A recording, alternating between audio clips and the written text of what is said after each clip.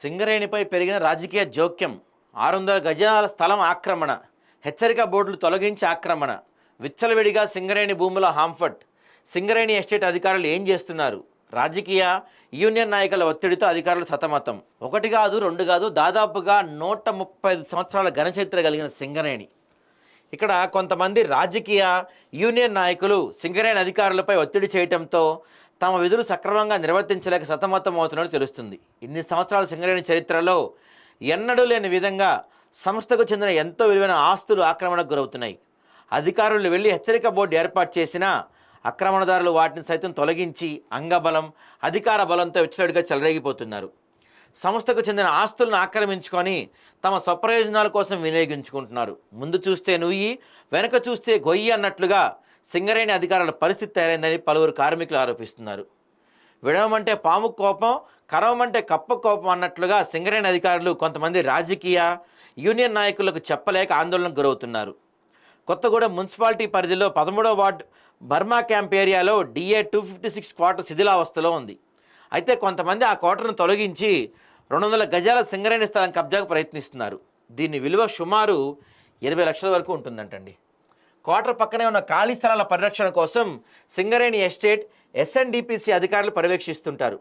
అయితే ఈ ప్రాంతం అధికారులకు తెలిసి ఇదంతా జరుగుతుందా, లేదా కొంతమంది రాజకీయ యూనియన్ నాయకులు కలిసి ఈ ఆక్రమణకు పాల్పడుతున్నారని అనుమానాలు వ్యక్తమవుతున్నాయి. ఏకంగా క్వార్టర్లు తొలగించేసి ఆ స్థలాన్ని ఆక్రమించుకునే ప్రయత్నం చేస్తున్నారని కొంతమంది, ఆక్రమించుకుంటున్నా ఎందుకు చర్యలు తీసుకోవడాలని పలువురు కార్మికులు ప్రశ్నిస్తున్నారు. చుంచుపల్లి మండల పరిధిలోని బాబు క్యాంప్ పంచాయతీ పరిధిలో సింగరేణి స్థలమని బోర్డు పెట్టినా బోర్డు తొలగించి 400 గజాల సింగరేణి స్థలం కబ్జాకు ప్రయత్నిస్తున్నారు.